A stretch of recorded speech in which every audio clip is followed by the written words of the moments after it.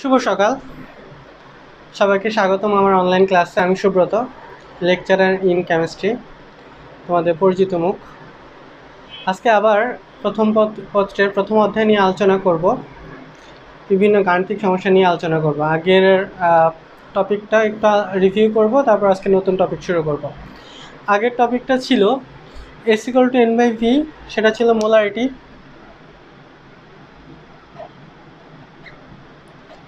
এটা ছিল ppm, এটা ppb।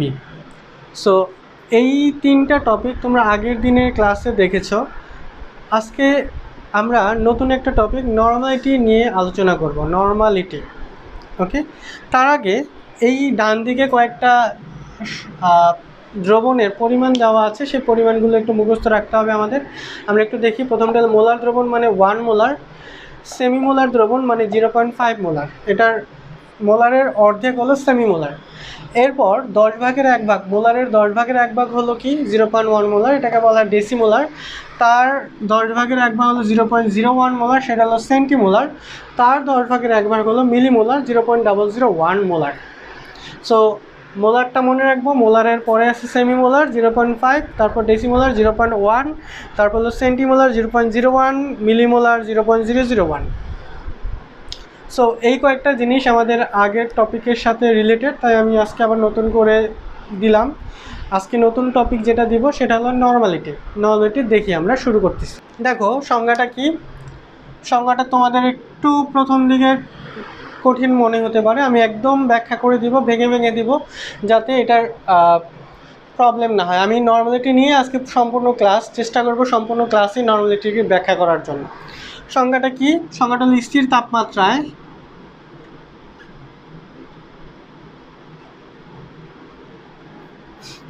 1 লিটার বা 1000 ml দ্রবণে যত গ্রাম তুল্য ভর দ্রবণে কোনো দ্রব্যের যত গ্রাম তুল্য ভর দ্রবীভূত থাকবে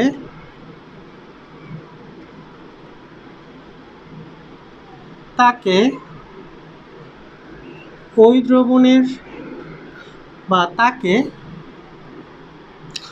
দ্রবণের নর্মালিটি বলবো, নর্মালিটি বলে, বা ওই দ্রবণকে নর্মাল দ্রবণ বলা হয়। আমি সংজ্ঞাটা একটু ঠিক করে নিই। স্থির তাপমাত্রা 1 লিটার বা 1000 ml দ্রবণে কোনো দ্রব্যের যত গ্রাম তুল্য ভর দ্রবীভূত থাকবে তাকে দ্রবণের নর্মালিটি বলে, বা ওই ঘনমাত্রাকে নর্মালিটি বলে। ওকে, দ্রবীভূত থাকে তাকে বা ওই ঘনমাত্রাকে নর্মালিটি বলবো।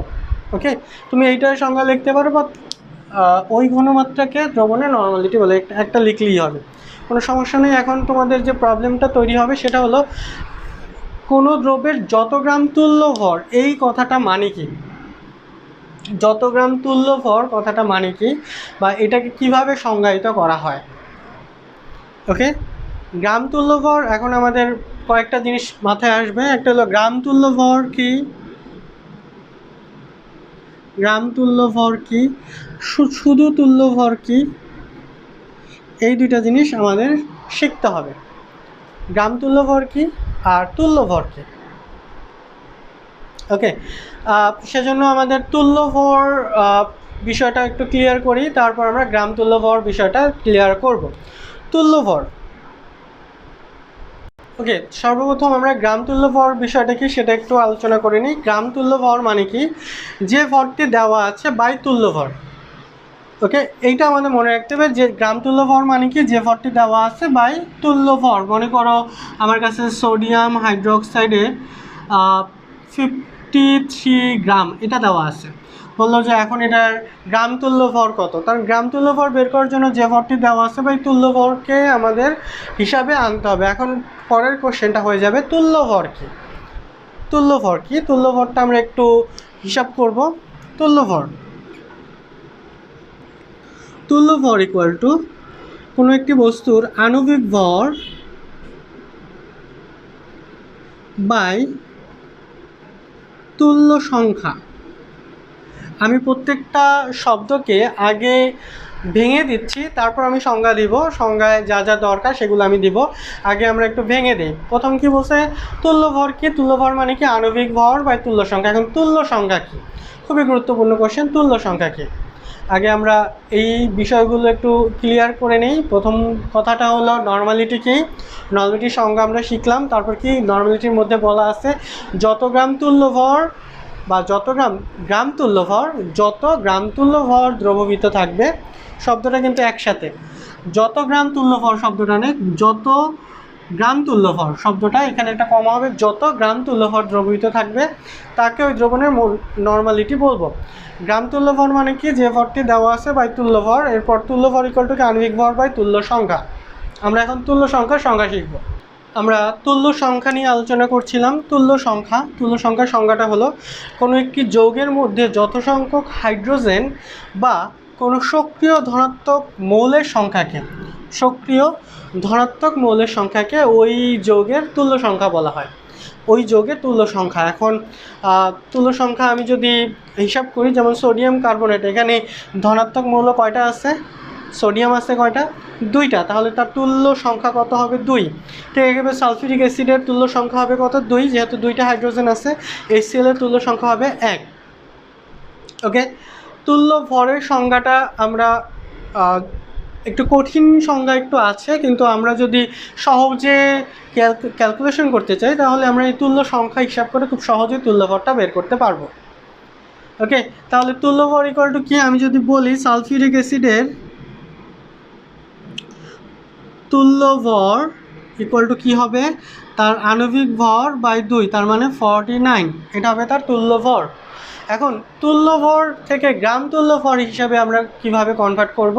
তার যে ভরটি দেওয়া আছে, ধরলাম যে ওর ভর দেওয়া আছে 98, আর কত আছে তার তুল্য ভর 49, তাহলে তার গ্রাম তুল্য ভর কত? 2।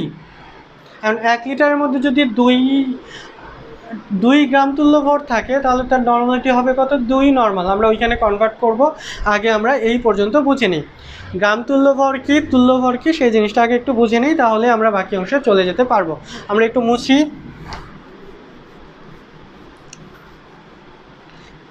প্রত্যেকটা জিনিসকে আমরা সংজ্ঞায়িত করি। প্রথম কথাটা হলো নর্মালিটি n ইকুয়াল টু বলছে প্রতি লিটারে যত গ্রাম তুল্যভর দ্রবীভূত থাকবে, যত গ্রাম তুল্যভর। তাহলে আমি যদি ধরি যে v লিটারে গ্রাম তুল্যভর আছে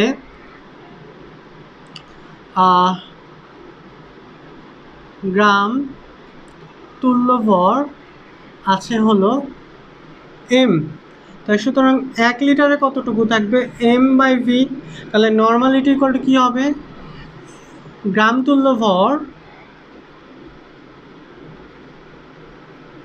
বাই আয়তন। এই পর্যন্ত মনে হয় কারো প্রবলেম নাই। নর্মালিটি ইকুয়াল টু কি? গ্রাম তুল্য ভর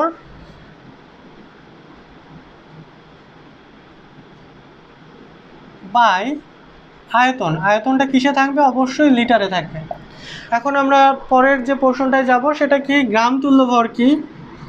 গ্রাম তুল্য ভর ইকুয়াল টু যে ভরটি দেওয়া আছে বাই, এটাকে আমি এম না দিয়ে যে কোনো একটা সিম্বল দিতে পারি। মনে করো দিলাম কিউ দিলাম, কারণ WM এগুলো অন্য জায়গায় ইউজ করা হয়েছে। তাহলে যে ভরটি দেওয়া আছে বাই কি হবে? তুল্য ভর। ওকে, এরপরে জিনিসটা হলো তুল্য ভর কি? তুল্য ভর ইকুয়াল টু আণবিক ভর বাই তুল্য সংখ্যা। আমি প্রত্যেকটা জিনিসকে ভেঙে ভেঙে দিচ্ছি। আমার নর্মালিটি মানে কি? গ্রাম তুল্য ভর বাই আয়তন। আর গ্রাম তুল্য ভর মানে যে ভরটি দেওয়া আছে বাই তুল্য ভর। এবং তুল্য ভর মানে কি? তুল্য ভর মানে আণবিক ভর বাই তুল্য সংখ্যা। এখন যদি আমি বলি যে নাইট্রিক অ্যাসিডের 20 গ্রাম দ্রবণের আয়তন 250 সেমি কিউব, যদি এভাবে বলি নাইট্রিক অ্যাসিডের 20 গ্রাম দ্রবণের বা 20 গ্রাম দ্রবীভূত করে আয়তন 250 সেমি কিউব বানানো হলো।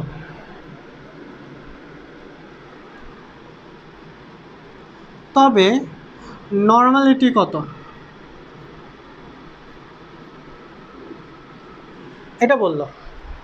এখন আমরা জানি নর্মালিটি মানে কি, নর্মালিটি ইকুয়াল টু গ্রাম তুল্য ভর বাই আয়তন। তাহলে গ্রাম তুল্য ভর কি তুল্য ভর বা যে ভরটি দেওয়া আছে বাই তুল্য ভর, আবার তুল্য ভর ইকুয়াল টু কি আণবিক ভর বাই তুল্য সংখ্যা। তাহলে আমাকে একদম তুল্য ভর থেকে যেতে হবে, তুল্য ভর থেকে গ্রাম তুল্য ভর, গ্রাম তুল্য ভর থেকে নর্মালিটি। সো আমরা শুরু করি ডান দিকে আমরা লিখি। সূত্রগুলো তো আমার দরকার, তাই আমি সূত্রগুলো প্রথমে রেখে দিলাম। আমার এখানে কী কী দেওয়া আছে, তুল্য ভরটাকে বের করতে হবে। তো তুল্য ভর আমরা তুল্য সংখ্যা একটু লিখে নিই। নাইট্রিক অ্যাসিডের HNO3 এর তুল্য সংখ্যা ইকুয়াল টু 1। তাহলে তুল্য ভর ইকুয়াল টু কত হবে? তুল্য ভর ইকুয়াল টু আণবিক ভর, নাইট্রিক অ্যাসিডের আণবিক ভর 316 48, 48 আর 14 62, 62 আর 63, 63/1, তার মানে 63।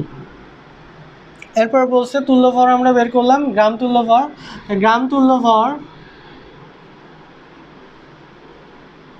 ইকুয়াল টু যে ভরটি দেওয়া আছে, যে ভরটা কত দেওয়া আছে? 20 গ্রাম দেওয়া আছে, 20/63। ওকে, এরপর normality n equal to gram তুল্য ভর 20/63 বাই আয়তন। আয়তনটা 250 সেমি কিউব, তার মানে এটা লিটারে কনভার্ট করলে 0.25 লিটার।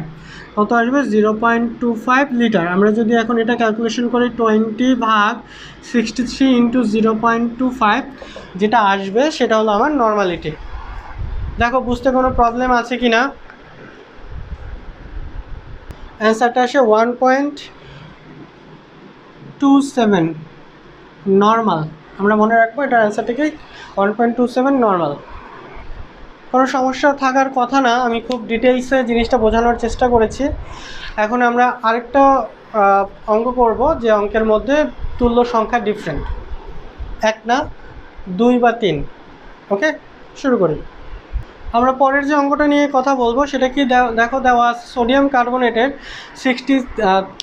36 গ্রাম দ্রবণের আয়তন 750 সেমি কিউব, নর্মালিটি কত? তাহলে আমাকে অবশ্যই প্রথম যে কাজটা করতে হবে, তুল্য ভর বের করতে হবে। তাই আমরা লিখি তুল্য ভর, আমরা একটু ঠিকঠাক মতো বুঝে নিই। তুল্য ভর মানে কি? তুল্য ভর মানে আণবিক ভর, আণবিক ভর বাই তুল্য সংখ্যা। তাহলে তুল্য সংখ্যা এখানে কত হবে? তুল্য সংখ্যা হবে 2, কারণ সোডিয়াম কার্বনেটের সোডিয়ামের সংখ্যা আছে কয়টা? ধনাত্মক মৌলের সংখ্যা 2টা, তার মানে এখানে 2। আর আমরা জানি তার আণবিক ভরটা হলো 106, তাহলে কত আসবে? 53 গ্রাম। তাই গ্রাম তুল্য ভর ইকুয়াল টু যে ভরটি দেওয়া আছে 36/53, এটা হলো গ্রাম তুল্য ভর। ঠিক একইভাবে নর্মালিটি ইকুয়াল টু গ্রাম তুল্য ভর বাই আয়তন। গ্রাম তুল্য ভরটা কত? 36/53, আর আয়তনটা আছে 750 সেমি কিউব। এটাকে 1000 দিয়ে ভাগ করে দিব। আমরা কিন্তু ভাগটা আগেও করতে পারি, পরেও করতে পারি, যেখানে দরকার সেখানেও করতে পারি, বা আমরা আগেও করে নিতে পারি। সো সেই ভ্যালুগুলো আমরা বসিয়ে দেখি কত আসে। আনসারটা আসতেছে 0.905 নর্মাল।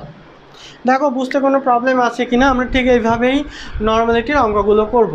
কি বলা আছে? সোডিয়াম কার্বনেট 36 গ্রাম দ্রবণের আয়তন 750 সেমি কিউব, নর্মালিটি কত? একদম ভেঙে বলতেছি। আমাদের যে কাজটা আগে করতে হবে সেটা হলো তুল্য ভর বের করতে হবে। তুল্য ভর ইকুয়াল টু কী হবে? আণবিক ভর বাই তুল্য সংখ্যা। আমরা জানি যে সোডিয়াম কার্বনেটের সোডিয়ামের সংখ্যা হলো 2টা, তাহলে এখানে কি লিখবো? তুল্য সংখ্যা 2, আণবিক ভর হবে 106/2 ইকুয়াল টু 53 গ্রাম, এটা হবে তার তুল্য ভর। আর গ্রাম তুল্য ভর কত হবে? যে ভরটি দেওয়া আছে বাই 53, যেটা ভাগ করলে একটা ভ্যালু আসবে। তার নর্মালিটি ইকুয়াল টু গ্রাম তুল্য ভর বাই আয়তন, আমরা গ্রাম তুল্য ভর বাই আয়তন করলাম, সেটা হলো এত এত, যে ভ্যালুটা চলে আসছে সেটা হলো আমার নর্মাল। আচ্ছা, একটু একটা জিনিস একটু ব্যাখ্যা করি। আমাদের মনে আছে এক মোল বিষয়টা কি, ভর বা যে ভরটি দেওয়া আছে বাই আণবিক ভর, মনে পড়ে? ঠিক এইরকমই কিন্তু একটা জিনিস, গ্রাম তুল্য ভর ইকুয়াল টু কি, যে ভরটি দেওয়া আছে বাই তুল্য ভর। তুল্য ভরটা আবার আসছে ঠিক ডিফারেন্ট একটা জায়গা থেকে, সেটা হলো তুল্য ভরটা আসছে আণবিক ভর বাই তুল্য সংখ্যা, সেখান থেকে, এখান থেকে আমরা ভাগ করে গ্রাম তুল্য ভরের বিষয়টাকে কনভার্ট করেছি। ওকে, সো 1 গ্রাম তুল্য ভর বলতে সাধারণত আমরা বুঝাবো, যদি বলি যে 1 গ্রাম তুল্য ভর যদি বলি, তার মানে উপরে যে জিনিসটা বসবে সেটা কতটুকু, একদম তুল্য ভরের পরিমাণ ভরটা এখানে আসবে। তুল্য ভর যত, সেই তুল্য ভরের পরিমাণের ভরই দেওয়া থাকবে, কারণ তাহলে অনুপাত করলে আমাদের সেম, উপরে আসবে 53, নিচে আসবে 53, ভাগ করলে 1 হবে, তাই সেটাকে আমি কি বলবো, 1 গ্রাম তুল্য ভর। ওকে, এখন তুল্য ভরের তো আমি সূত্র দিয়েছি, আণবিক ভর বাই তুল্য সংখ্যা, এটার একটা সংজ্ঞা আছে, সংজ্ঞাটা একটু বলে দিব, তাহলেই আমাদের ক্লাসটা মোটামুটি বলতে পারি নর্মালিটি ক্লাসটা শেষ হবে। আচ্ছা, আমরা তুল্য ভরের সংজ্ঞা বলছি, সেই সংজ্ঞাটা একটু লিখে দিলাম, কারণ অনেক বড় সংজ্ঞা, লিখতে গেলে অনেক সময় লাগবে, আমরা আগেই লিখে দিলাম। দেখো কি বলছে, কোনো মৌলের যত ভাগ ভর, 1 ভাগ ভরের হাইড্রোজেন 8 ভাগ ভরের 8 ভাগ, ইংলিশে লিখেছি 8, মানে 8 ভাগ ভরের অক্সিজেন বা 35.5 ভাগ ভরের ক্লোরিনের সাথে যুক্ত হয়, অথবা কোনো যৌগ হতে ওই পরিমাণ হাইড্রোজেন, অক্সিজেন বা ক্লোরিনকে প্রতিস্থাপিত করতে পারে, সে ভর প্রকাশক সংখ্যাকে তুল্য ভর বলে। এটা হচ্ছে মৌলের ক্ষেত্রে। যেমন আমি যদি বলি যে HCl এ ক্লোরিনের তুল্য ভর কত, কিভাবে কি হবে, 1 ভাগ ভরের হাইড্রোজেন 35 ভাগ ভরের ক্লোরিনের সাথে যুক্ত, তার মানে এর ক্লোরিনের তুল্য ভর কত হবে, যেহেতু 1 ভাগ হাইড্রোজেন 35.5 ভাগ ভরের ক্লোরিনের সাথে যুক্ত, সুতরাং ক্লোরিনের কি ভর, তুল্য ভর হবে 35.5। ঠিক একইভাবে আমি যদি কোশ্চেন করি সোডিয়াম অক্সাইডের, সোডিয়ামের তুল্য ভর কত, তো দেখো আমি বলছি 8 ভাগ ভরের অক্সিজেন, তার মানে এখানে কত, পারমাণবিক ভর কত, 16, আর এটার ভরটা কত হলো 46, তাহলে 16 গ্রাম অক্সিজেন যুক্ত থাকে 46 গ্রাম সোডিয়ামের সাথে, তো 8 ভাগ ভরের যুক্ত থাকবে কত, 46/16 × 8, 2 23, তার মানে সোডিয়ামের, এই যৌগে সোডিয়ামের তুল্য ভর কত, 23। ক্লিয়ার কথাটা? সংখ্যাটা একটু বোঝার চেষ্টা করি। কি বলছে, কোনো মৌলের যত ভাগ ভর, 1 ভাগ ভরের হাইড্রোজেন 8 ভাগ ভরের অক্সিজেন বা 35.5 ভাগ ভরের ক্লোরিনের সাথে যুক্ত, অথবা কোনো যৌগ হতে এই পরিমাণ হাইড্রোজেন, অক্সিজেন বা ক্লোরিনকে প্রতিস্থাপিত করতে পারবে, তাকে বলবো আমরা তুল্য ভর। এখন আমাদের তুল্য ভর বের করার শর্তটা কি, এখানে বলছি কি, হাইড্রোজেন ক্লোরাইড বা HCl, সেখানে ক্লোরিনের তুল্য ভর কত, এখানে 1 ভাগ 35.5 ভাগ ভরের ক্লোরিনের সাথে যুক্ত, তার মানে ক্লোরিনের তুল্য ভর হবে কত, 35.5। ঠিক একইভাবে আমি বলছি 8 ভাগ ভর, তাহলে 16 ভাগ ভর যুক্ত আছে 46 ভাগ ভর সোডিয়ামের সাথে, 8 ভাগ কত হবে, 2 দিয়ে ভাগ, মানে 23, তাহলে এই যৌগে সোডিয়ামের তুল্য ভর কত, 23 গ্রাম। এরপর আমরা যেটা শিখবো সেটা হলো যৌগের তুল্য ভর।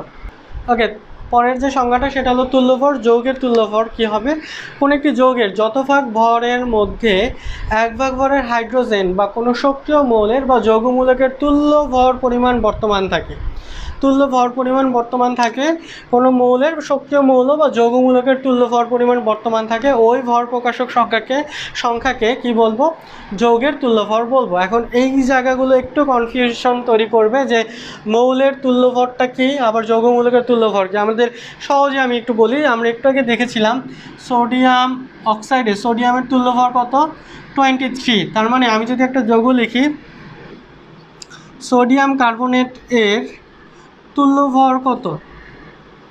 তাই সোডিয়াম কার্বনেট মানে 46 গ্রামের মধ্যে পুরো যৌগটা আছে কত? 106 গ্রাম। তাই 23 গ্রামের মধ্যে কতটুকু আছে? কারণ সোডিয়ামের তুল্য ভর কত? 23। সো আমরা করে নিব যে 46 গ্রামের মধ্যে আছে 106, সুতরাং 23 গ্রামের মধ্যে থাকবে কত? 106 × 23/46 হিসাব করলে দেখবা 53 আসছে। তার মানে সোডিয়াম কার্বনেটের তুল্য ভর 53 গ্রাম।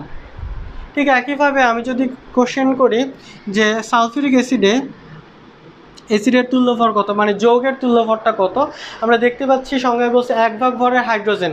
তাহলে এখানে 2 ভাগ ভর আছে, দুই ভাগ ভর আছে 98 গ্রামের জন্য, সুতরাং 1 ভাগ ভর থাকবে 98/2 = 49 গ্রাম। তার মানে সালফিউরিক অ্যাসিডের তুল্য ভর 49 গ্রাম। আমাদের একটু কনফিউশন তৈরি হতে পারে, সো জিনিসটা আগে ক্লিয়ার করে নিতে হবে যে প্রত্যেকটা মৌলের তুল্যভর কত। সেটা যদি আমরা জানতে পারি তাহলে খুব সহজেই যৌগের তুল্যভর বের করতে পারবো। ওকে, সোডিয়াম কার্বনেটের সোডিয়ামের তুল্যভর হলো 23, কারণ সোডিয়াম অক্সাইড থেকে আমরা জানি সোডিয়ামের তুল্যভর 23, সেখান থেকে আমরা সোডিয়াম কার্বনেটের তুল্যভর 53 বের করে ফেলেছি। সালফিউরিক অ্যাসিডের তুল্যভর কত হবে? 2 ভাগ ভর হাইড্রোজেন 98 গ্রাম ভাগ ভর মোট ভরের মধ্যে আছে, সুতরাং 1 ভাগ কতটুকু থাকবে? 49 গ্রামের মধ্যে। তো এটা হবে তার তুল্যভর। সো এগুলো হলো সংজ্ঞা, আমাদের সংজ্ঞাগুলো একটু ডিফারেন্ট হয়, সেই হিসাবে আমরা সংজ্ঞাটা মনে রাখবো। আর আমরা তুল্যভরের সূত্র দিয়ে দিয়েছি, আণবিক ভর বাই তুল্য সংখ্যা, সেখান থেকে আমরা তুল্যভরটা বের করব অঙ্ক করার জন্য। সো সবাইকে নর্মালিটি নিয়ে আমরা যতটুকু দরকার ততটুকু নিয়ে আলোচনা করলাম। নেক্সট ক্লাসে আমরা অন্য কোনো টপিক নিয়ে আলোচনা করব। সবাইকে ধন্যবাদ আজকে ক্লাসটা করার জন্য। তোমরা চেষ্টা করবে মিনিমাম ক্লাসটা 2 বার রিপিট করার জন্য, তাহলে এই জাতীয় যে কোনো অঙ্ক করতে পারবে। সবাইকে ধন্যবাদ।